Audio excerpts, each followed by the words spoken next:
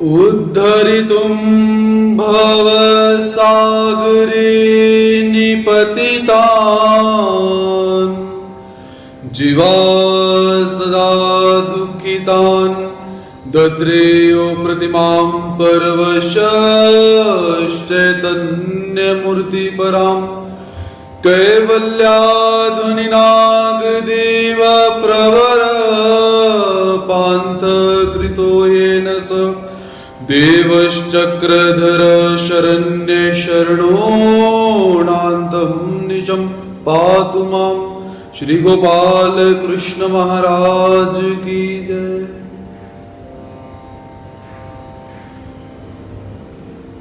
सच्चिदानंद घन स्वरूप परमेश्वर अवतार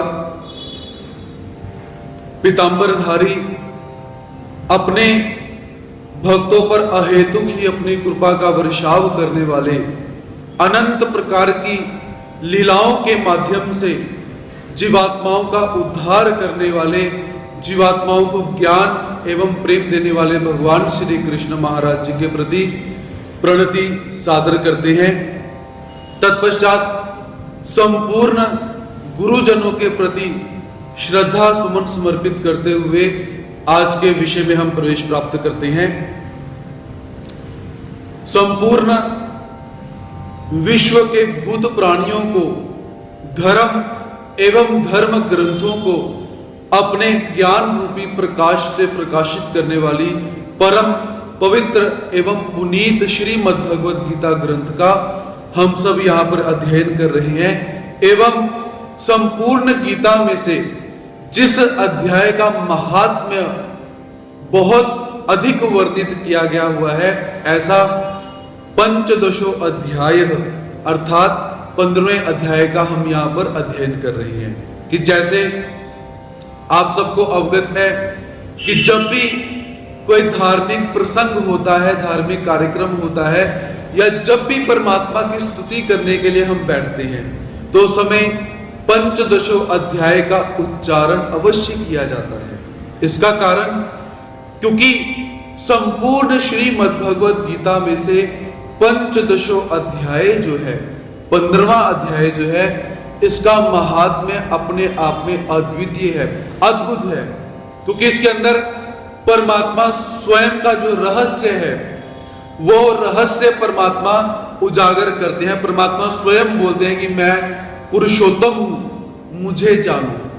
अन्य शास्त्र तो परमात्मा का वर्णन करते ही हैं, भक्त भी करते हैं, शास्त्र भी करते हैं, देवी देवताएं भी करती हैं। लेकिन जब परमात्मा अपने मुख से ही अपना वर्णन करे, अपना भेद अभेद स्वयं बतलाएं, तो उससे बड़ा शास्त्र, उससे बड़ा रहस्य और कोई भी नहीं है। इसीलिए पंचदशो अध्याय के अंतर्गत यदि ब्रह्म विद्या शास्त्र का अध्ययन करें, समीक्षात्मक, विवेचनात्मक, संशोधनात्मक अध्ययन करें, तो हमें पंचदशो अध्याय के अंतर्गत ही, 15वें अध्याय के अंतर्गत ही क्या है, महावाक्य और निर्वचन प्रकरण हमें प्राप्त हो सकती है। इसी 15वें अध्याय के अंदर जिन प्रकरणों को सहसा अध्ययन नहीं करवाया जाता, 12 वर्ष ब्रह्म विद्या शास्त्र का अध्ययन करें, उसके पश्चात जब ईश्वर की कृपा होगी, गुरु की प्रसन्नता होगी, तब जाकर महावाक्य और निर्वचन प्रकरणों का अध्ययन करवाया जाता है। और इसी 15वें अध्याय के अंदर कहीं ना कहीं सूक्ष्म रूप के अंदर महावाक्य एवं निर्वचन प्रकरण भरे पड़े हैं। तो इसलिए इस महत्वपूर्ण अध्याय का हम अध्ययन कर रहे हैं। तो कल के सत्र के अंदर भगवान श्री कृष्ण महाराज जी ने अर्जुन को जीव कैसा होता है, देवताएं कैसी हैं, प्रपंच कैसे हैं, परमेश्वर कैसे है, पंच ज्ञान इंद्रियां कैसी होती हैं, मन कैसा होता है, कर्म इंद्रियां कैसी हैं, इसके विषय में भगवान श्री कृष्ण महाराज जी अर्जुन को बतलाते हैं। श्लोक क्रमांक 10 का उच्चारण किया जाएगा। उत्क्रामन्तं स्थितं वापि भुञ्जानं वा गुणान्वितं विमूढानानुपश्यन्ति पश्यन्ति ज्ञानचक्षुषः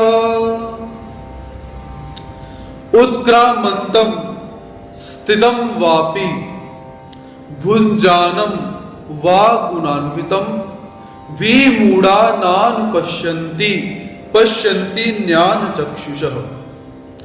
भगवान श्री कृष्ण महाराज जी अर्जुन को बतलाते हैं कि हे अर्जुन, उत्क्रामंतम अर्थात शरीर को छोड़कर जाते हुए, च स्थितम या दूसरे शरीर में स्थित हुए जीवात्मा जब इस शरीर को छोड़कर जा रहा है, इसके अतिरिक्त जब जीवात्मा ने किसी दूसरे शरीर को धारण कर लिया हुआ है, वह अथवा भुञ्जानम अपि विषयों को भोगते हुए भी, गुणान्वितम गुणों से युक्त जीवात्मा के स्वरूप को, विमूढ़ जो मूढ़ मनुष्य होते हैं, अज्ञानी मनुष्य होते हैं, अविवेकी मनुष्य होते हैं, न अनुपश्यन्ति नहीं जानते, और ज्ञान चक्षुषः पश्यन्ति ज्ञान रूपी नेत्रों वाले जो मनुष्य होते हैं वह इस जीवात्मा के स्वरूप को अच्छी तरह से जानते हैं। भगवान श्री कृष्ण महाराज जी इस श्लोक के अंदर परमात्मा ज्ञानी पुरुष का लक्षण बतलाते हैं। तो पिछले श्लोक के अंदर परमात्मा ने क्या बतलाया था कि जीवात्मा मन सहित अपनी इंद्रियों को लेकर अगले शरीर में प्रवेश करता है। जब जीवात्मा की मृत्यु हो जाती है तो मृत्यु होने के पश्चात जब नया शरीर मिलता है तो उस नए शरीर के अंदर क्या है, स्थूल शरीर नया मिला किंतु सूक्ष्म शरीर कौन सा है, पुराना। मन, बुद्धि, चित्त, अहंकार, ज्ञान इंद्रियां, कर्म इंद्रियां इत्यादि जो भी हैं वो कैसी हैं, पुरानी। तो परमात्मा निवेदन करते हैं कि ज्ञानी पुरुष कैसा होता है, जब शरीर को छोड़कर चला जाता है या दूसरे शरीर में स्थित हो जाता है या विषयों का भोग भोगता हुआ भी कैसे है, गुणों से युक्त होता है। इस प्रकार जीवात्मा के स्वरूप को जो मूढ़ व्यक्ति होते हैं, अज्ञानी व्यक्ति होते हैं, वह नहीं जान पाते हैं। जो ज्ञानी व्यक्ति होते हैं वो इस प्रकार के शुद्ध जीवात्मा के कार्य कारण स्वरूप को अच्छी तरह से जानते हैं। इसलिए हे अर्जुन, ज्ञान का बहुत महात्म्य होता है, ऐसा भगवान जी यहां पर बतलाते हैं।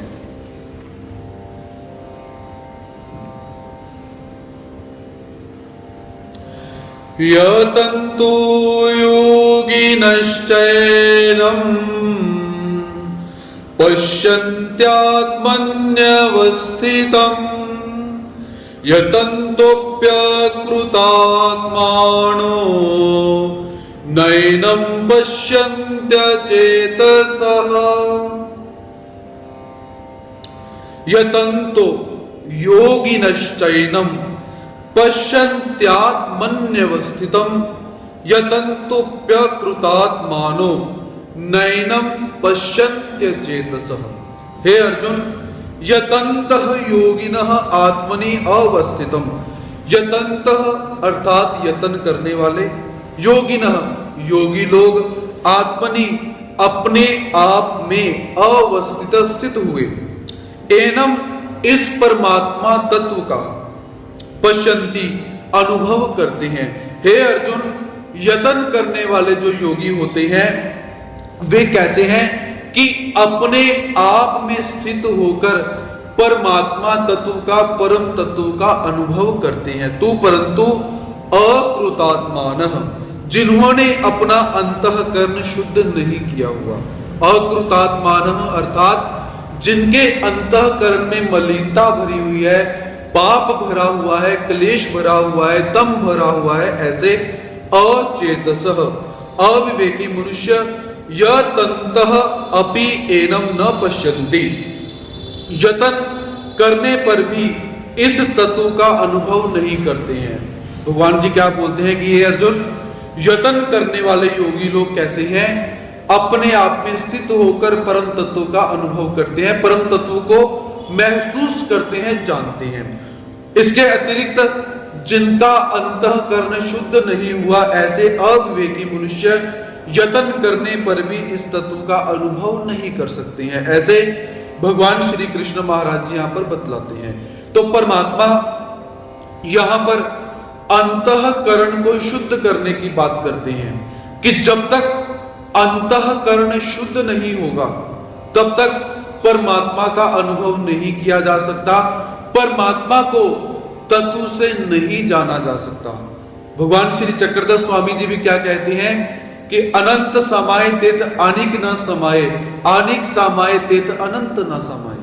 अर्थात समाना, जहां पर जीव देवता और प्रपंच का कल्मश भरा हुआ है, अंधकार भरा हुआ है, अज्ञान भरा हुआ है, जिस अंतःकरण के अंदर, उस अंतःकरण में परमात्मा का निवास कभी नहीं होता, क्योंकि परमात्मा गंदी जगह पर नहीं रहते और हम भी गंदी जगह पर रहना पसंद नहीं करते हैं।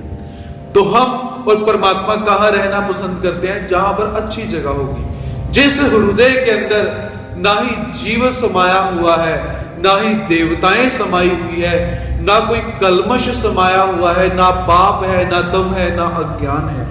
ऐसे शुद्ध अंतःकरण के अंदर परमात्मा निवास करते हैं।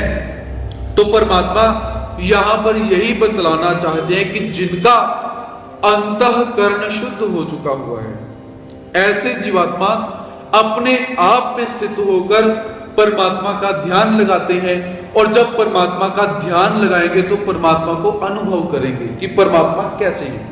और इसके विपरीत जो अज्ञानी व्यक्ति हैं, जिनका अंतःकरण शुद्ध नहीं है, जो पाप करते हैं, बेईमानी करते हैं, ठगी करते हैं, लोगों को फंसाने वाला काम करते हैं, व्यापार के अंदर भी, धर्म के अंदर भी, ऐसे अशुद्ध अंतःकरण वाले साधन कैसे हैं? इन लोगों ने यदि यत्न भी किया तो भी परमात्मा को नहीं जान सकते, क्योंकि अंदर जगह ही नहीं। जिस जगह पर, जिस हृदय के अंदर परमात्मा को बिठलाना है, वहां पर तो पहले ही कचरा भर के रखा हुआ है, तो परमात्मा कहां से बैठेंगे आकर? तो इसलिए परमात्मा क्या बोलते हैं कि ऐसे लोग अशुद्ध अंतःकरण वाले यत्न करने के पश्चात भी मेरा अनुभव नहीं कर सकते हैं। इसलिए हे अर्जुन, परमात्मा को आत्मनि अवस्थित, अपने आप में स्थित करने के लिए क्या है? अंतःकरण की शुद्धि बहुत आवश्यक है। तो अंतःकरण की शुद्धि किन भावों से कर सकते हैं कि आप अपने मन में विचार कीजिए कि परमात्मा यहां पर स्थित है, परमात्मा अभी भी यहां पर स्थित है, परमात्मा अपने में स्थित है, परमात्मा इधर ही स्थित है, परमात्मा मेरे अंदर ही बैठे हुए हैं।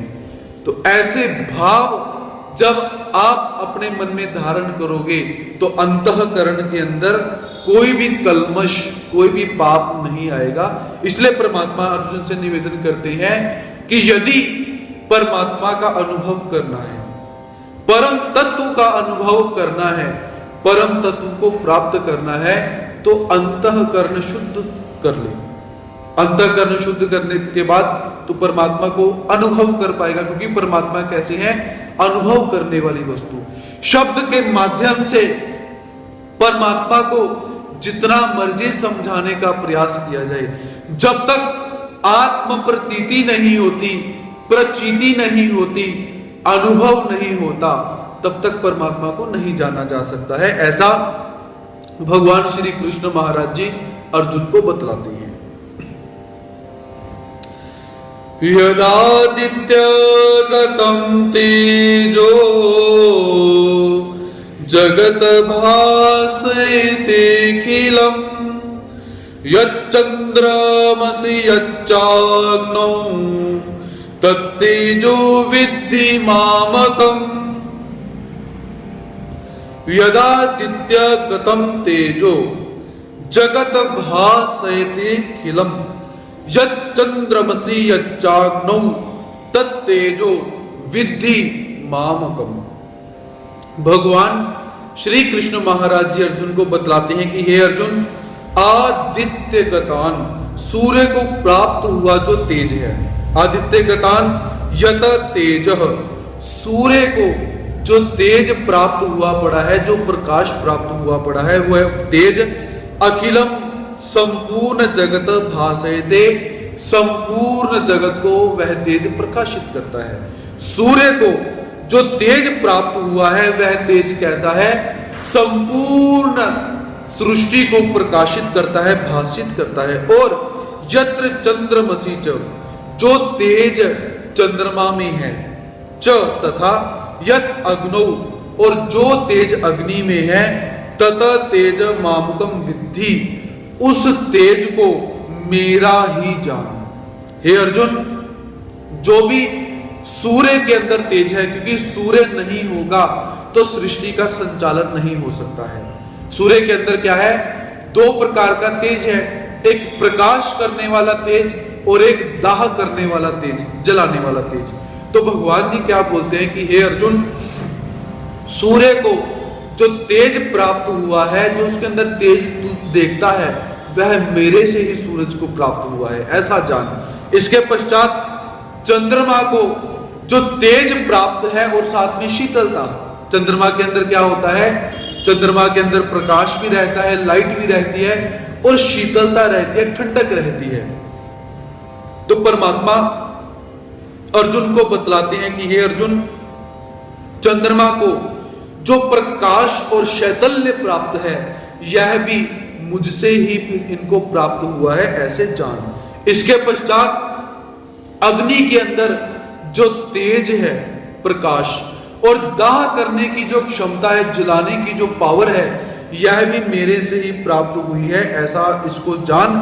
क्योंकि जिस तत्व के अंदर जो जो गुण है वह मुझसे ही प्राप्त हुए हैं, क्योंकि मैं पुरुषोत्तम हूं, ऐसा भगवान श्री कृष्ण महाराज जी यहां पर बतलाते हैं। तो यहां पर परमात्मा ने यह भी बतलाया कि जो लोग सुबह उठकर सूर्य नमस्कार करते हैं, सूर्य को जल चढ़ाते हैं, उसकी अपेक्षा भगवान श्री कृष्ण महाराज जी को जल चढ़ाएं। जो लोग सूर्य देवता को प्रसन्न करना चाहते हैं, चंद्र देवता को प्रसन्न करना चाहते हैं, अग्नि देवता को प्रसन्न करना चाहते हैं, क्योंकि बहुत सारे भक्त कैसे हैं, पंडितों के पास जाते हैं और पंडितों के पास जाकर उनसे उपाय पूछते हैं। तो पंडित उनको बतलाते हैं कि भाई ऐसे ऐसे आप ये करो, आप ये उपाय करो, आप वो उपाय करो।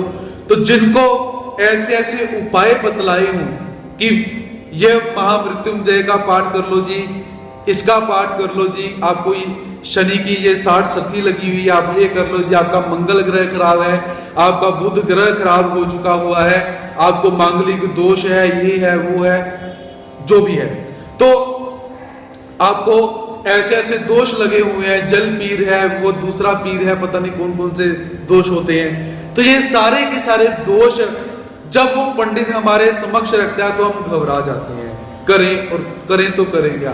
फिर वो पंडित निवेदन करेगा कि ऐसा ऐसा इसका पाठ करना पड़ेगा जी, और इस पाठ के 31,000 रुपए लगेंगे, 51,000 रुपए लगेंगे। इन सब चक्रों से बाहर आ जाओ, सिर्फ एक यही सिद्धांत धारण करो कि हाथी के पांव में सबका पांव। भगवान श्री कृष्ण महाराज जी ने श्रीमद् भगवत गीता में एक बात स्पष्ट बोल दी हुई है कि जितनी शक्तियां हैं वो सारी की सारी शक्तियां मेरे से ही उनको प्राप्त हुई हैं। एक एक शक्ति को भजने की अपेक्षा मेरे को भजो, सारी शक्तियां अपने आप प्रसन्न हो जाएंगी। परमात्मा ने बहुत बड़ा एक सिद्धांत बतला दिया कि हे जीवात्माओं, तुम्हारे पास इतना समय नहीं है कि तुम एक एक शक्ति को प्रसन्न कर सको।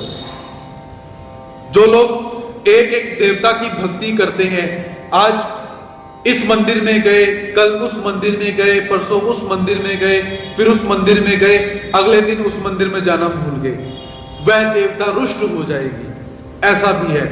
लेकिन इसका सिद्धांत क्या है? यदि सबको प्रसन्न करना चाहते हो तो परमात्मा अपनी विभूतियों को बतलाकर हमें यही बतलाना चाहते हैं कि हे जीवात्माओं, मेरे को प्रसन्न करो, क्योंकि सारी शक्तियां मेरे में हैं और मेरे से ही ये शक्तियां आगे डिस्ट्रीब्यूट हुई हैं, आगे जाकर विभाजित हुई हैं।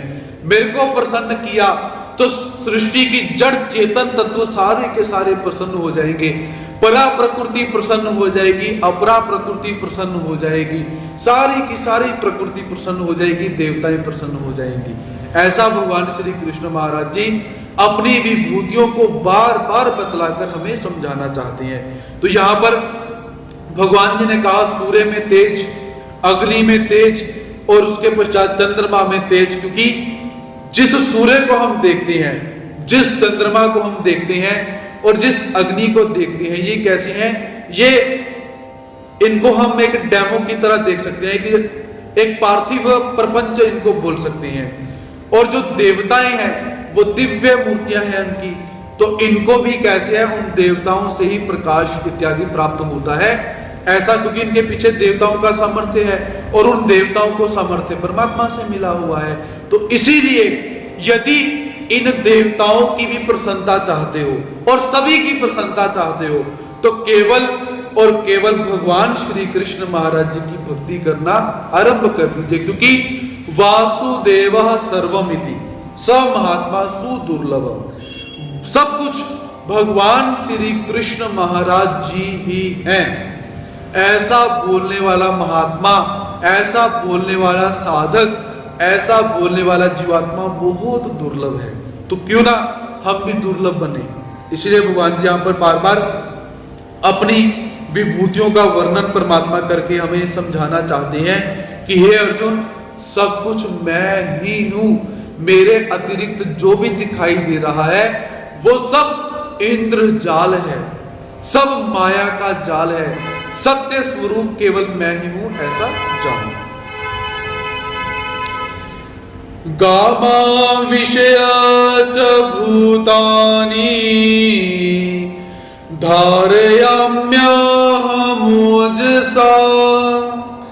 पुष्णामि चौषधिः सर्वा सोमो भूत्वा रसात्मकः। गामा विषय च भूतानि धारयाम्यहमोजसा पुष्णामि चौषधि सर्वा सोमो भूत्वा रसात्मकः। भगवान श्री कृष्ण महाराज जी अर्जुन को बतलाते हैं कि हे अर्जुन, अहम च गाम अविश्य, मैं ही पृथ्वी में प्रविष्ट होकर ओजसा अपनी शक्ति से भूतानी समस्त प्राणियों को धारयामी धारण करता हूं। हे अर्जुन, मैं ही संपूर्ण पृथ्वी के अंदर स्थित होकर अपनी शक्ति से संपूर्ण भूत प्राणियों को धारण करता हूं। च और मैं ही रसात्मकः, रस रूप सोमः भूत्वा, सोम कहा जाता है चंद्रमा को, और मैं ही कैसा हूं, रस रूप होकर, चंद्रमा होकर, सर्वः औषधि पुष्णामि, समस्त औषधियों को पुष्ट करता हूं, वनस्पतियों को पुष्ट करता हूं। हे अर्जुन, ये जो पृथ्वी है, इस पृथ्वी को धारण करने वाला मैं ही हूं। इस पृथ्वी में प्रविष्ट होकर अपनी शक्ति से संपूर्ण भूत प्राणियों को धारण करने वाला मैं ही हूं, ऐसा भगवान श्री कृष्ण महाराज जी यहां पर बतलाते हैं।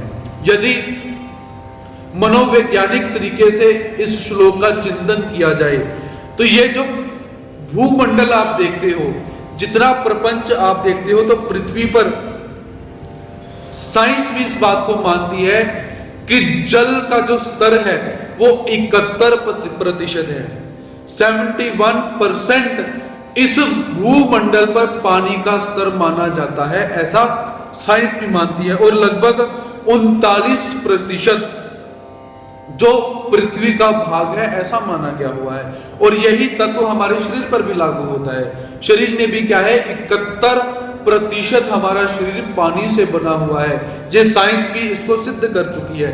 और भगवान श्री कृष्ण महाराज जी इसी बात को यहां पर बतलाते हैं कि जहां पर 71% पानी ही पानी है और 39% जहां पर धरती है और कुछ जो बचा वो गैस इत्यादि के अंदर हम ले सकते हैं। तो ऐसी स्थिति के अंदर पृथ्वी पानी के अंदर डूबती क्यों नहीं है? क्योंकि जब इतना अधिक पानी हो जाएगा और इतनी कम वस्तु होगी वो तो डूब जाएगी बीच में, और पृथ्वी भारी भी है। तो भगवान श्री कृष्ण महाराज जी इसी बात को समझाते हैं कि हे अर्जुन, मैं ही इस पृथ्वी के अंदर प्रविष्ट होकर अपनी शक्ति से समस्त प्राणियों को धारण करता हूं। मेरी शक्ति इस पृथ्वी के अंदर है, जिस कारण से ये पृथ्वी डूबती नहीं है। हमने अन्य शास्त्रों के अंदर सिद्धांत सुना हुआ है कि पृथ्वी शेषनाग जी के ऊपर है और शेषनाग जी कछुए के ऊपर है, ऐसा सिद्धांत सुना हुआ है। तो वो पुराणिक तत्वों के अनुसार ठीक है, किंतु यहां पर जिस तत्व का परमात्मा निरूपण करते हैं हम उसी तत्व के हिसाब से चलेंगे। और परमात्मा आगे निवेदन करते हैं, बतलाते हैं कि हे अर्जुन, चंद्रमा के अंदर जो एक शीतलता है, चंद्रमा के अंदर जो एक शक्ति है, जिस शक्ति से औषधियों के अंदर जो औषधि का गुण है वो गुण प्राप्त होता है, वो भी शक्ति मेरे से ही चंद्रमा को प्राप्त होती है। अर्थात चंद्रमा के अंदर मैं ही चंद्रमा होकर समस्त औषधियों को पुष्ट करता हूं, अर्थात उनमें गुण धारण करता हूं, उनके अंदर गुण को प्रवेश करता हूं। कि जो चंद्रमा जब वनस्पतियों के ऊपर अपना प्रकाश डालता है, तो वनस्पतियों के ऊपर जब चंद्रमा का प्रकाश पड़ता है तो क्या हो जाता है, उन वनस्पतियों के अंदर शक्तियां आ जाती हैं, औषधीय गुण उन वनस्पतियों के अंदर आ जाता है। तो हे अर्जुन, चंद्रमा के अंदर ये जो गुण है वह भी मेरे से ही चंद्रमा को प्राप्त हुआ है, ऐसा तुम्हें जानना चाहिए। जो चंद्रमा शुक्ल पक्ष के अंदर पोषक होता है और कृष्ण पक्ष के अंदर शोषक हो जाता है, ऐसा हमने सुना हुआ है। और ये जो पक्ष शुक्ल पक्ष है और कृष्ण पक्ष है, इनके अंदर भी चंद्रमा के जो कार्य इत्यादि हैं वो अलग अलग हो जाते हैं। तो उसके विषय में परमात्मा आगे निवेदन करेंगे प्रसंगों प्राप्त। तो यहां पर परमात्मा केवल यही बताना चाहते हैं कि चंद्र के अंदर जो शक्ति है, जो पोषण करने वाली शक्ति है, बढ़ाने वाली शक्ति है, वह भी मेरे से ही प्राप्त हुई है, ऐसा मानो। अहम वैश्वानरो भूत्वा प्राणिनां देहमाश्रितः प्राणापान समायुक्तः पचाम्यन्नं चतुर्विधम्। अहम वैश्वानरो भूत्वा प्राणिनां देहमाश्रितः प्राणापान समायुक्तः पचाम्यन्नं चतुर्विधम्। हे अर्जुन, प्राणिनां देहम आश्रितः अहम प्राणापान समायुक्तः वैश्वानर भूत्वा चतुर्विधम अन्नम पचामि। भगवान श्री कृष्ण महाराज जी कहते हैं कि हे अर्जुन, प्राणियों के शरीर में रहने वाला मैं प्राण अपान से युक्त होकर वैश्वानर अर्थात जो जठराग्नि होती है वह वैश्वानर होकर 4 प्रकार के अन्नों को पचाता हूं। हे अर्जुन, प्राणी जो कुछ खाता है, खाने के पश्चात वह जो पच जाता है, वैश्वानर अग्नि के कारण वह पचाने की क्रिया भी मैं ही करता हूं। भगवान जी ने एक बहुत बड़ी बात यहां पर बतलाई हुई है कि हे अर्जुन, प्राणियों के शरीर में रहने वाला मैं प्राण अपान से युक्त होकर वैश्वानर होकर प्राणियों के द्वारा खाए हुए अन्न को मैं ही पचाता हूं। वो जठराग्नि जो है वो भी मैं ही हूं, कोई दूसरी शक्ति नहीं है। अर्थात परमात्मा हमारे शरीर के अंदर भी विभूतियों के रूप में स्थित है।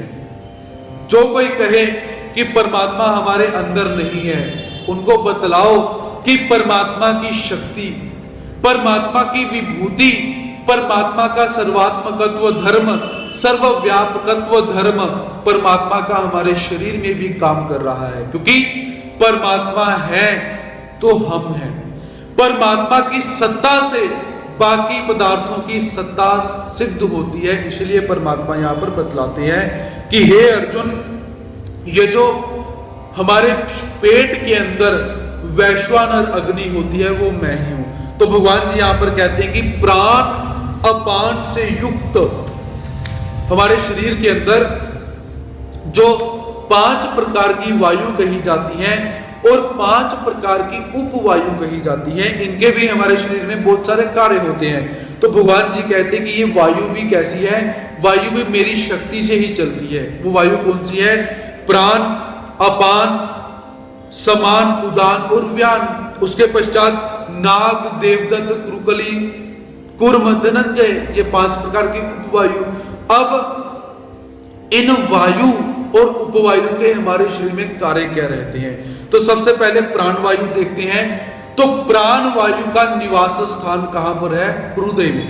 जो प्राण वायु होती है वह प्रत्येक जीवात्मा के हृदय में स्थित रहती है। और प्राण वायु का सबसे बड़ा काम क्या है? श्वास को बाहर निकालना। जो श्वास हमने अंदर लिया है उस श्वास को जब बाहर निकालते हैं, ये प्राण वायु का कार्य है। और खाए हुए अन्न को पचाना, ये भी प्राण वायु का कार्य कहा जाता है। उसके पश्चात अपान वायु।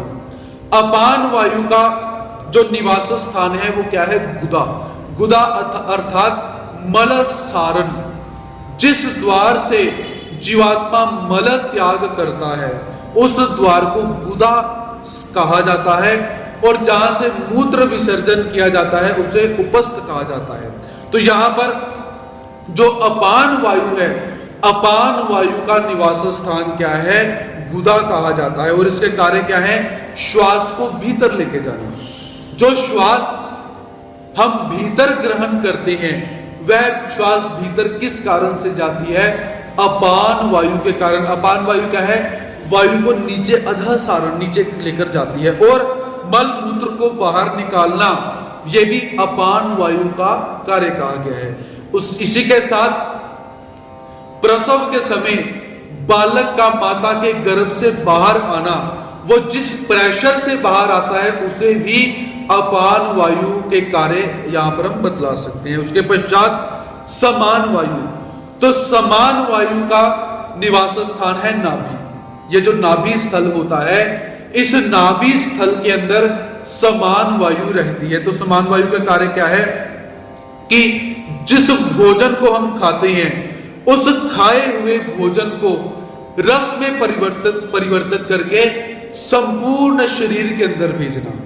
शरीर के प्रत्येक हिस्से के अंदर उस भोजन को रस बनाकर हवा के साथ, प्रेशर के साथ भेजना।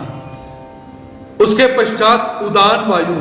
तो उदान वायु का निवास स्थान है कंठ।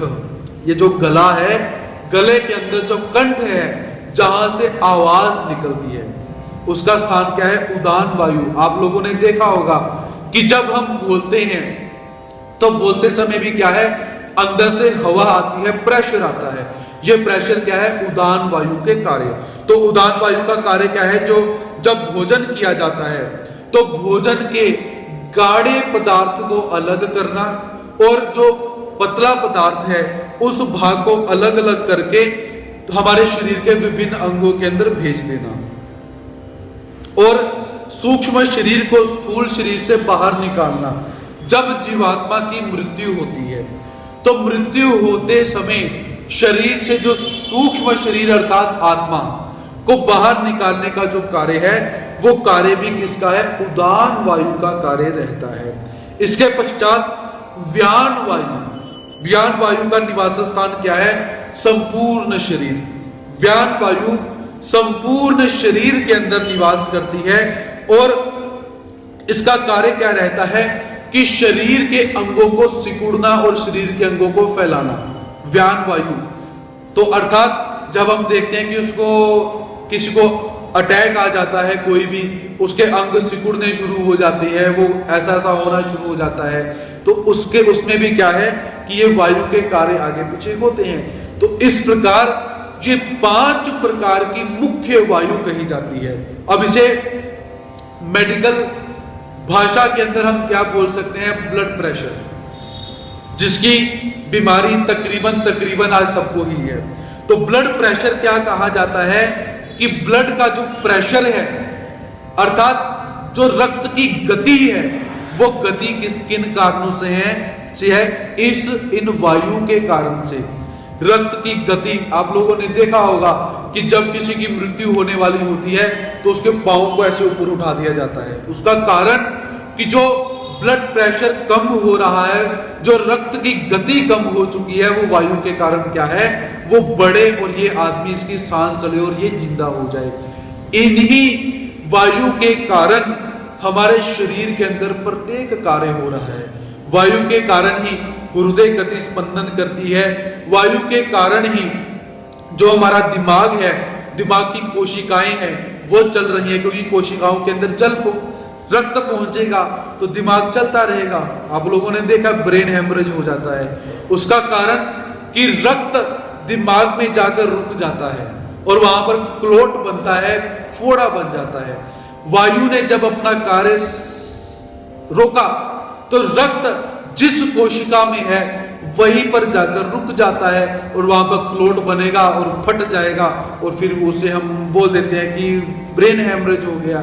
ऐसी बीमारियों को हमने नाम दिया हुआ है। तो ऐसे भगवान श्री कृष्ण महाराज जी कहते हैं कि इन 5 वायु के शरीर में जो कार्य हैं उनसे युक्त होकर, अर्थात ये भी कार्य क्या है, मेरी मर्जी से ही चल रही है। ऐसा भगवान जी यहां पर निवेदन करते हैं, बतलाते हैं। इसके पश्चात 5 प्रकार की उपवायु भी कही जाती है, जिनमें से पहली वायु है नाग।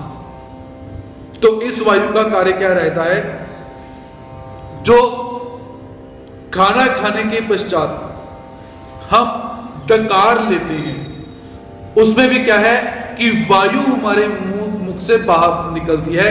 वो डकार लेना नाग उपवायु का कार्य कहा गया हुआ है। उसके पश्चात कूर्म उपवायु। तो कूर्म उपवायु का कार्य क्या है, ये जो हमारी पलकें हैं, ये पलकें जो झपक रही हैं, बंद होती हैं, खुलती हैं, बंद होती हैं, खुलती हैं, ये कूर्म उपवायु का कार्य है। यदि कूर्म उपवायु काम करना बंद कर दे तो हमारी पलकें जैसी हैं वैसी रुक जाएंगी, वो ना झपकेंगी, ना बंद होगी, ना खुलेंगी, अर्थात निमिष उन्मिष कहा जाता है इसे, ना वो नीचे होगी ना ऊपर होगी। जब तक कूर्म उपवायु का कार्य चल रहा है, ये हमारी आंखें ऊपर नीचे हो रही हैं। उसके पश्चात क्रूकर, क्रूकर कहें या क्रूकली कहें तो इसका कार्य क्या है, छींकना। जो छींक हम मारते हैं, छींक मारने में भी क्या है, जोर से प्रेशर से हमने हवा को बाहर निकाला, तो ये भी कैसे है, क्रूकर इस उपवायु के कार्य कहे जाते हैं। इस वायु के कारण हमें छींक आती है। उसके पश्चात देवदत्त, देवदत्त उपवायु का कार्य क्या है, जम्भाई लेना, अर्थात उबासी लेना। जो हम उबासी लेते हैं, साथ में अंगड़ाई भी लेते हैं, ये देवदत्त उपवायु का कार्य कहा जाता है। इसके पश्चात जो धनंजय वायु है, तो धनंजय नामक वायु कैसी है कि मृत्यु के बाद भी शरीर में स्थित रहती है 3 घंटे तक। और मृत शरीर को कैसे है कि अंतिम समय में आप लोगों ने देखा होगा, जो बड़े बुजुर्ग हैं वो इस तत्व को जानते हैं कि जब किसी व्यक्ति की मृत्यु हो जाती है तो मृत्यु होने के पश्चात उसे जब लिटा दिया जाता है तो कहते हैं कि जाओ काना लेकर आओ। काना अर्थात कि जो बांस का तीला होता है, लंबा बांस का टुकड़ा, उसे लेकर आओ। तो कारण पूछो भाई क्यों, वो कहते हैं कि यदि इस काने को डेड बॉडी के साथ नहीं रखा तो डेड बॉडी फूलना शुरू हो जाती है। ऐसे पुराने लोगों का एक मत जिसकी पुष्टि है, वो शरीर मरने के बाद भी जो फूल जाता है वो किस वायु का कार्य है, धनंजय उपवायु का कार्य। मरने के बाद भी शरीर का जो फूलना है, शरीर का बढ़ना है, ये धनंजय उपवायु का कार्य कहा जाता है। इस प्रकार ये जो प्राण इत्यादि वायु है ये हमारे शरीर में काम करती हैं। इसीलिए एक और सिद्धांत के अनुसार जब किसी जीवात्मा की मृत्यु हो जाए तो 3 घंटे तक उसके मृत देह को स्पर्श नहीं करना चाहिए, क्योंकि 3 घंटे तक उस शरीर में से आत्मा को निकालने का कार्य चलता है। यदि उन 3 घंटों के अंदर उस शरीर को जितना स्पर्श किया जाएगा, जितना उठाया जाएगा, नीचे रखा जाएगा, उतना ही उस जीवात्मा को और दुख होता है। इसलिए सिद्धांत के अनुसार मृत आत्मा, जो जीवात्मा मर चुका है, 3 घंटे तक उसके शरीर को हाथ नहीं लगाना चाहिए। लेकिन आज के समय में क्या है कि ज्ञान के अभाव के अंदर बड़े बड़े ज्ञानियों के शरीर को 3 घंटे के अंदर ही दाह कर दिया जाता है, भूमि में निक्षेप कर दिया जाता है, जला दिया जाता है, क्योंकि ज्ञान का अभाव है। इसीलिए इन बातों को ध्यान में रखना चाहिए। तो भगवान श्री कृष्ण महाराज जी क्या कहते हैं कि हे अर्जुन, संपूर्ण प्राणियों के शरीर के अंदर ये जो वायु है, इस वायु से युक्त होकर जो जठराग्नि प्रदीप्त होती है, और वह जठराग्नि कैसे है? खाए हुए अन्न को पचाती है। वो कैसी है?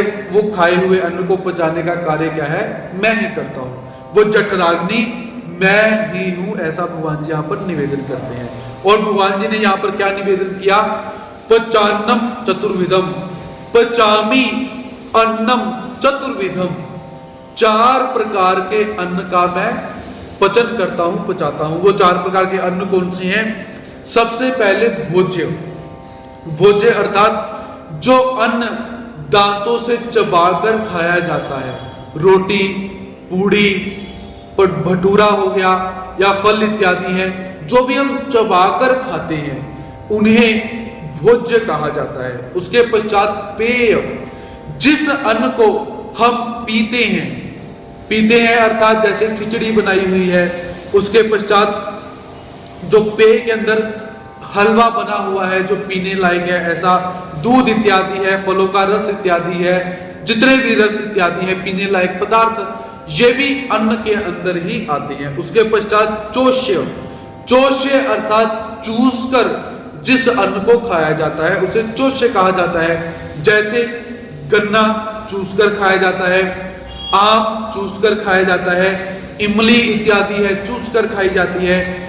ऐसे जितने भी अन्न हैं उन्हें चोष्य कहा जाता है। उसके पश्चात लेह्य, लेह्य अर्थात जिसे जीभ से चाट कर खाया जाता है उसे लेह्य पदार्थ अन्न कहा जाता है।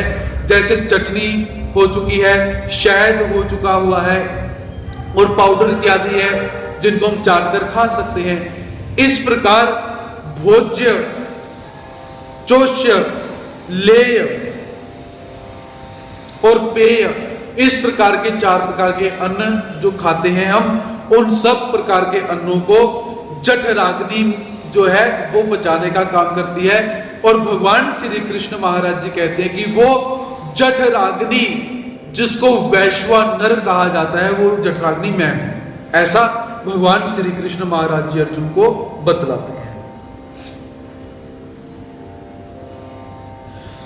सर्वस्य चाहं हृदि सन्निविष्टो मत्तः स्मृतिर्ज्ञानमपोहनं च वेदैश्च सर्वैरहमेव वेद्यो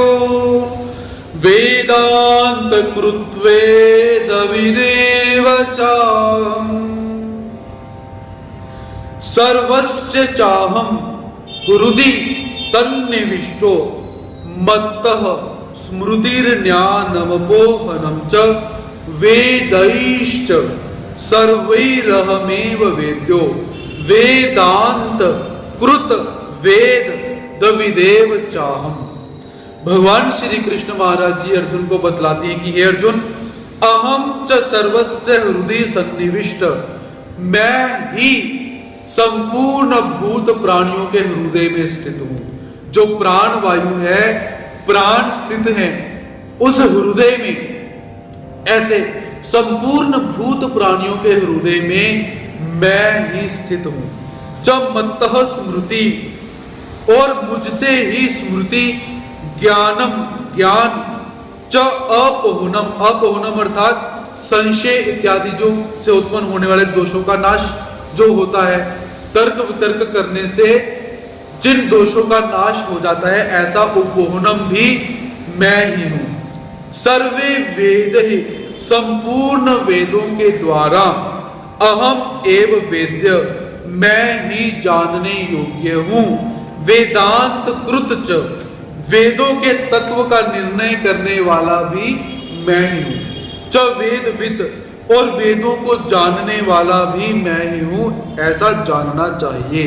हे अर्जुन, जितनी इस संसार के अंदर जानने लायक वस्तुएं हैं वो मैं ही हूं। तो सर्वप्रथम संपूर्ण भूत प्राणियों के हृदय में मैं स्थित हूं। जो ये श्वासों उश्वास चल रहे हैं, ये भी मेरी इच्छा से ही चल रहे हैं, मेरी शक्ति से ही चल रहे हैं। इसके पश्चात जो स्मृति है, स्मृति अर्थात पिछली किसी बात का याद आना, इसे भी एक शक्ति कहा जाता है। तो यह स्मृति रूप शक्ति भी मैं ही हूं। ज्ञान, जो वस्तु जैसी है उसे वैसे ही जानना ज्ञान कहा जाता है। तो वह ज्ञान भी मैं ही हूं। उपोहनम, तर्क वितर्क करना, संशय इत्यादि करने से जो जिस दोष का नाश हो जाता है, अर्थात सत्य स्वरूप ज्ञान की प्राप्ति हो जाती है, वो उपोहनम भी मैं ही हूं।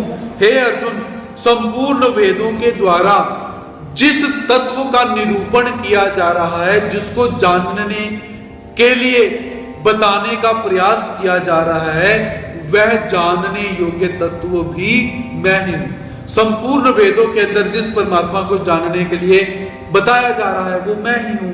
इसके साथ वेदों के तत्व का निर्णय करने वाला भी मैं ही हूं, क्योंकि वेदों के अंदर जिस तत्व को बताया जा रहा है, उस तत्व को किस उद्देश्य से बताया जा रहा है, इसका निर्णय करने वाला भी मैं ही हूं। और वेदों को सच्चे अर्थ में जानने वाला भी केवल मैं ही हूं, ऐसा भगवान श्री कृष्ण महाराज जी अर्जुन को बतलाते हैं कि ये अर्जुन, संपूर्ण वस्तुओं के अंदर मैं हूं, ऐसा जानो। अब भगवान श्री कृष्ण महाराज जी बार बार अपनी विभूतियों को बतलाने का प्रयास करते हैं। पहले 7वें अध्याय के अंदर भगवान जी ने विभूतियां बतलाई, फिर 9वें अध्याय के अंदर भगवान जी ने विभूतियां बतलाई। 10वें अध्याय का तो नाम ही विभूति योग है। फिर 15वें अध्याय के अंदर भगवान जी विभूति बतलाते हैं। इसका कारण क्या है कि परमात्मा बार बार यही बतलाना चाहते हैं कि वासुदेवः सर्वमिति, कि सब कुछ मैं ही हूं, मैं ही परमात्मा हूं, मैं ही अक्षर ब्रह्म हूं, मैं ही सत हूं, मैं ही असत हूं, सभी देवताओं का ईश्वर भी मैं ही हूं, जड़ प्रकृति का ईश्वर भी मैं ही हूं, चेतन प्रकृति का ईश्वर भी मैं ही हूं, इसीलिए मेरी भक्ति करो। परमात्मा इन्हीं बातों से बार बार अपनी विभूतियों का वर्णन करते हैं। तो इस अध्याय के अंदर क्या है, हमें 13 प्रकार की विभूतियां परमात्मा की प्राप्त होती हैं। पहले सूर्य में स्थित तेज, चंद्रमा में स्थित तेज, अग्नि में स्थित तेज, पृथ्वी को धारण करने की शक्ति, चंद्रमा के अंदर जो पोषण करने की शक्ति है, वैश्वानर, हृदय में स्थित अंतर्यामी, जो अंतर्याम की शक्ति है, स्मृति, ज्ञान, उपोहनम, वेदों द्वारा जानने योग्य, वेदांत का कर्ता और वेदों को जानने वाला। इस प्रकार के 13 प्रकार की विभूतियां हमें 15वें अध्याय के अंदर भी प्राप्त होती हैं। द्वाविमौ पुरुषौ लोके क्षरक्षाक्षरैव च, क्षरः सर्वाणि भूतानि कुटस्थोऽक्षर उच्यते। द्वाविमौ पुरुषौ लोके क्षरक्षाक्षर एव च, क्षरः सर्वाणि भूतानि कुटस्थोऽक्षर उच्यते। भगवान श्री कृष्ण महाराज जी अर्जुन को बतलाते हैं कि हे अर्जुन, लोके क्षर च अक्षर इमो द्वौ एव पुरुषो सर्वाणि भूतानि क्षर च कुटस्थ अक्षर उच्यते। हे अर्जुन, इस संसार में क्षर, क्षर अर्थात नाशवान, च और इमो, ये द्वौ, अक्षर अर्थात जिसका नाश नहीं हो सकता, अविनाशी। इस प्रकार के ये दो प्रकार के एव पुरुषों, दो प्रकार के पुरुष उपलब्ध होते हैं। हे अर्जुन, इस संसार में दो प्रकार के पुरुष प्राप्त होते हैं। एक क्षर जो नाशवान है, दूसरा अक्षर जिसका नाश कभी नहीं होता, अविनाशी है। सर्वाणि भूतानि, संपूर्ण भूत प्राणियों के शरीर क्षर, क्षर होते हैं, और कुटस्थ अक्षर उच्यते, और जीवात्मा जो है उसे अक्षर कहा जाता है। भगवान श्री कृष्ण महाराज जी क्या कहना चाहते हैं कि हे अर्जुन, इस संसार में दो प्रकार के मनुष्य प्राप्त होते हैं, दो प्रकार के तत्व प्राप्त होते हैं। पहले तत्व कैसे हैं? क्षर। क्षर अर्थात जिनका नाश हो जाता है, वो क्षर क्या है? शरीर। क्षर शब्द से परमात्मा क्या बतलाना चाहते हैं? ये शरीर, इस शरीर का नाश हो जाता है। उसके पश्चात दूसरा तत्व परमात्मा बतलाते हैं, जिसको परमात्मा बोलते हैं अक्षर। अक्षर अर्थात जिसका कभी नाश नहीं होता, वो उसे परमात्मा क्या बोलते हैं? कुटस्थ अर्थात जीवात्मा। जीवात्मा अर्थात इस शरीर के अंदर निवास करने वाली आत्मा कैसी है? अक्षर। इस आत्मा का कभी भी नाश नहीं होता। इस प्रकार इस संसार में क्षर, शरीर, अक्षर, आत्मा, ये दो प्रकार के तत्व प्राप्त होते हैं, ऐसा भगवान श्री कृष्ण महाराज जी अर्जुन को बतलाते हैं। उत्तमः पुरुषस्त्वन्यः परमात्मेत्युदाहृतः यो लोकत्रयमाविश्य बिभर्तव्य ईश्वरः। उत्तमः पुरुषस्त्वन्यः परमात्मेत्युदाहृतः यो लोकत्रयम् आविश्य बिभर्तव्य ईश्वरः। भगवान श्री कृष्ण महाराज जी अर्जुन को कहते हैं कि हे अर्जुन, उत्तमः पुरुषः तु अन्य। क्षर और अक्षर से उत्तम पुरुष तो अन्य कोई विलक्षण ही है। जो उत्तम पुरुष है वह विलक्षण है, क्षर और अक्षर से अलग है। यह जो परमात्मा इति उदाहृत, जिसे परमात्मा इस नाम से कहा गया हुआ है, जो क्षर और अक्षर से अलग विलक्षण तत्व है, जिसे परमात्मा कहा जाता है, वह विलक्षण तत्व होता है। अव्यय, और वो कैसा है? अविनाशी, जिसका भूत भविष्य वर्तमान में कभी नाश नहीं होता। ईश्वर, वो कैसा है? सबका ईश्वर है, सबका मालिक है।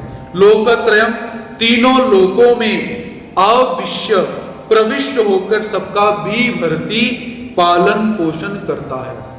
हे अर्जुन, वह परमात्मा क्षर और अक्षर से अलग है। ना वो क्षर है ना वो अक्षर है, तो उसे क्या है? वह उत्तम पुरुष कहा गया हुआ है। और उत्तम पुरुष को क्या कहा जाता है? परमात्मा, परम आत्मा। तो यहां पर परमात्मा शब्द से निर्गुण निराकार की तरफ संकेत किया गया हुआ है। और परमात्मा कैसे हैं? अविनाशी। और लोकत्रयम्, तीनों लोकों के अंदर प्रविष्ट होकर तीनों लोकों का भरण पोषण करने वाले वो परमात्मा कैसे हैं? ईश्वर, संपूर्ण लोकों के मालिक हैं। ऐसे वह परमात्मा यहां पर बतलाई गई है। तो इसी तत्व को श्वेताश्वेतरोपनिषद भी अपने शब्दों में बहुत अच्छी तरह से इन तत्वों का जो वर्णन है वो करता है। तो परमात्मा ने यहां पर क्या है? परमात्मा तत्व का वर्णन किया, और उससे पूर्व परमात्मा क्षर, अक्षर और परमात्मा, इन तत्वों को बतलाते हैं। तो यहां पर भगवान जी ने एक बात स्पष्ट कर दी, अक्षर जीवात्मा अलग है और परमात्मा अलग है।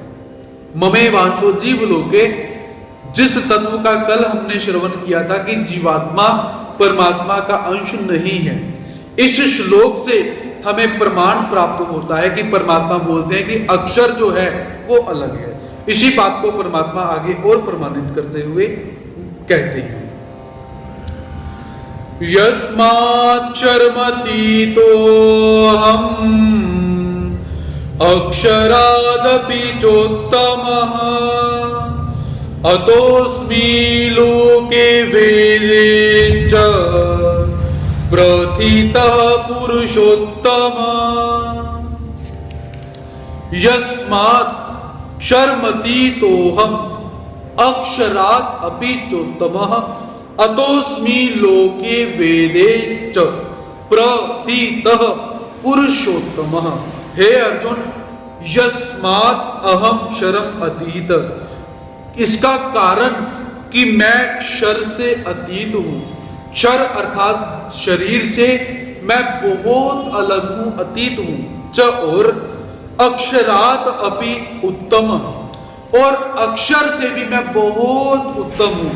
क्षर से अतीत हूं, अक्षर से मैं बहुत उत्तम हूं। अतः इसलिए लोके, इस लोक में, च वेदे, और वेदों में पुरुषोत्तम, पुरुषोत्तम नाम से प्रथितः अस्मि, मैं प्रसिद्ध हूं। हे अर्जुन, इस संसार के अंदर, वेदों के अंदर, उपनिषदों के अंदर, आरण्यक ग्रंथों के अंदर, ब्राह्मण ग्रंथों के अंदर, प्रमेयों के अंदर मैं पुरुषोत्तम नाम से प्रसिद्ध हूं, क्योंकि मैं अक्षर से अतीत हूं, मैं क्षर नहीं हूं, और अक्षर से मैं बहुत उत्तम हूं। ना मैं क्षर में आता हूं, ना मैं अक्षर में आता हूं, मैं पुरुषोत्तम हूं।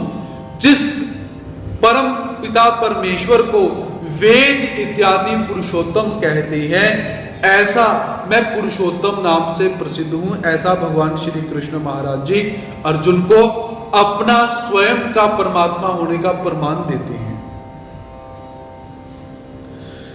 यो मामेव सम्मूढ़ो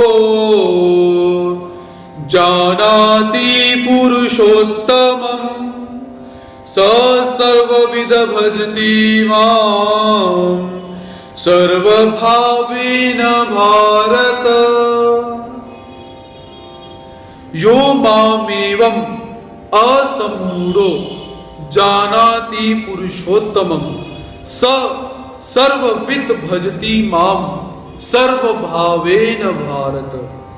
भगवान श्री कृष्ण महाराज जी कहते हैं कि हे भारत, भरत कुल में पैदा हुए अर्जुन, एवं यह असम्मूढ़, इस प्रकार जो असम्मूढ़ मोह से रहित होकर मनुष्य माम पुरुषोत्तम जानाति, मुझे पुरुषोत्तम जानता है।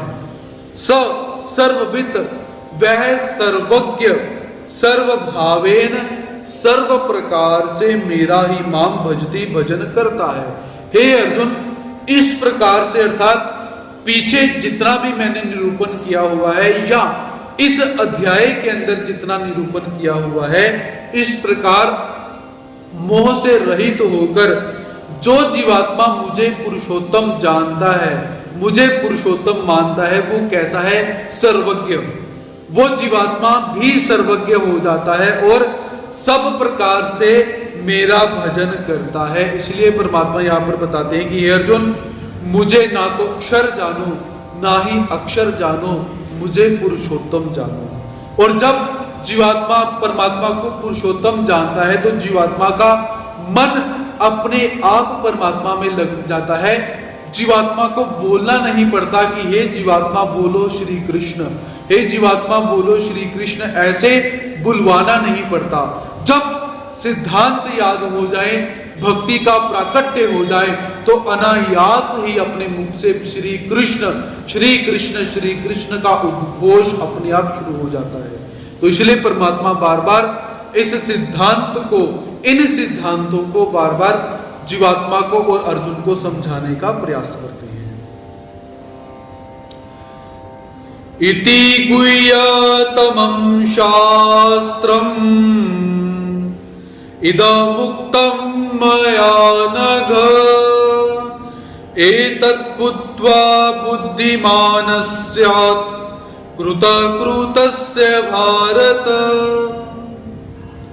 इति गुह्यतमं शास्त्रम इदम उत्तम मया नघ एतद्बुद्ध्वा बुद्धिमान स्यात् कृतकृतश्च भारत।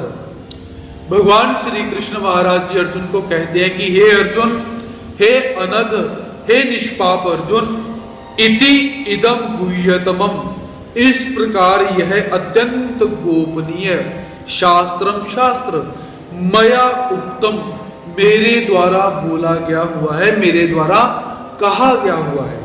भारत, हे भरत वंश में पैदा हुए अर्जुन, एतत्, इसको, बुद्ध्वा, जानकर मनुष्य, बुद्धिमान, ज्ञानवान, ज्ञान ज्ञातव्य तथा प्राप्तव्य होकर कृत्य हो जाता है, अपने आप को धन्य मानता है। इसलिए हे अर्जुन, तो भगवान श्री कृष्ण महाराज जी सबसे पहले अर्जुन को निष्पाप बोलते हैं। अनघ, अनघ अर्थात निष्पाप, जो कोई भी पाप नहीं करता है उसे अनघ कहा जाता है। तो भगवान जी अर्जुन को निष्पाप बोलते हैं। और परमात्मा दूसरी बात क्या बोलते हैं कि हे अर्जुन, इस गोपनीय रहस्य को, क्योंकि गोपनीय रहस्य को, अपनी रहस्यात्मक बातों को हम उसे ही बतलाते हैं जो पाप रहित तो होगा, जो पापी होगा, जो रहस्यों को प्रकट करने वाला होगा, चुगली करने वाला होगा, निंदा करने वाला होगा, उस जीवात्मा को हम अपने मन की बात कभी नहीं बतलाते। तो यहां पर अत्यंत गोपनीय बात क्या है? परमात्मा के मन की बात।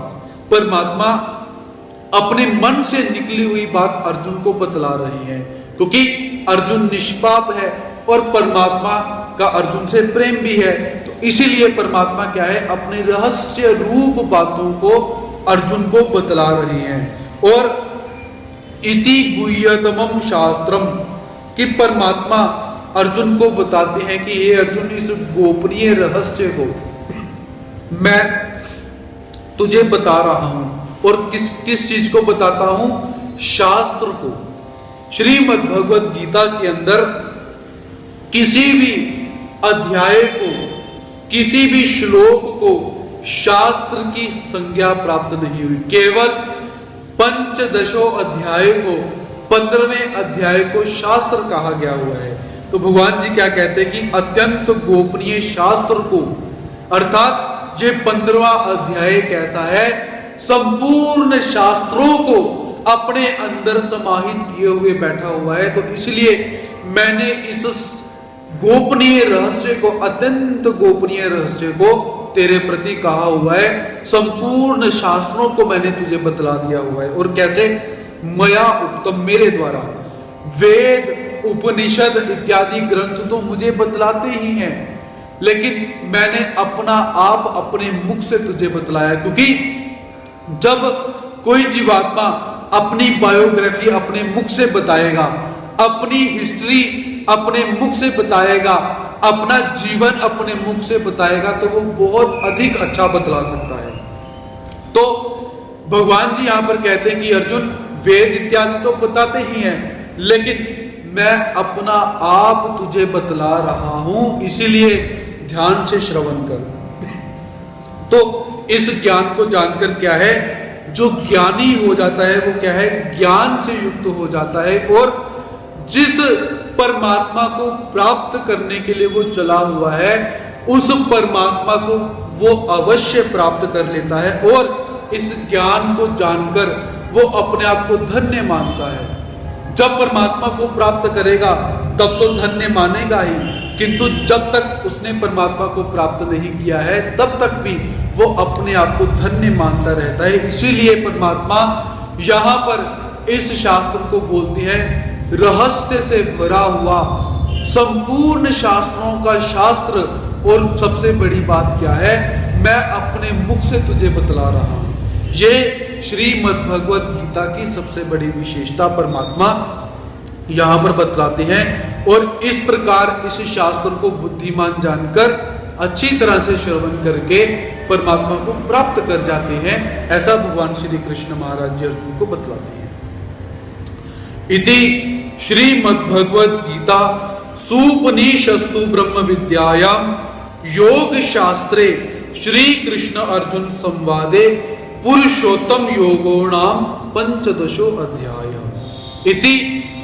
इस प्रकार भगवान श्री कृष्ण महाराज जी के द्वारा बतलाया हुआ श्रीमद् भगवत गीता शास्त्र कैसे है, जिस गीता शास्त्र में से संपूर्ण वेदों ने अपने ज्ञान को ग्रहण किया, उपनिषदों ने अपने ज्ञान को ग्रहण किया, जो श्रीमद् भगवत गीता शास्त्र ब्रह्म विद्या शास्त्र से भरा हुआ है और योग शास्त्र से भरा हुआ है। श्री कृष्ण अर्जुन के संवादात्मक ग्रंथ का पुरुषोत्तम योग नामक 15वां अध्याय यहां पर समाप्त होता है। तो इस अध्याय के अंदर एक उवाच हमें प्राप्त होता है, श्री भगवान उवाच। इस अध्याय के 20 श्लोकों में से 20 श्लोक हैं इसके अंदर, तो उनमें से दूसरा, तीसरा और चौथा ये 3 श्लोक कैसे हैं, उपजाति छंद के लक्षणों से युक्त है, और 5वां और 15वां श्लोक इंद्र वज्रा छंद के लक्षणों से युक्त है, और बाकी के जितने श्लोक हैं वो सारे के सारे अनुष्टुप छंद के लक्षणों से युक्त है। तो ऐसा संपूर्ण शास्त्र को अपने अंदर समाहित किए हुए बहुत ही महत्वपूर्ण श्रीमद् भगवत गीता ग्रंथ का 15वां अध्याय, पंचदशो अध्याय आज यहां पर समाप्त होता है। कल पुनः भगवान श्री कृष्ण महाराज जी के दिव्य तत्वों को लेकर आप सबके समक्ष उपस्थित होने का प्रयास रहेगा। तब तक के लिए सभी भक्तों के प्रति प्रणति सादर करता हूं, स्वीकार करेंगे। जय श्री कृष्ण, दंडवत प्रणाम।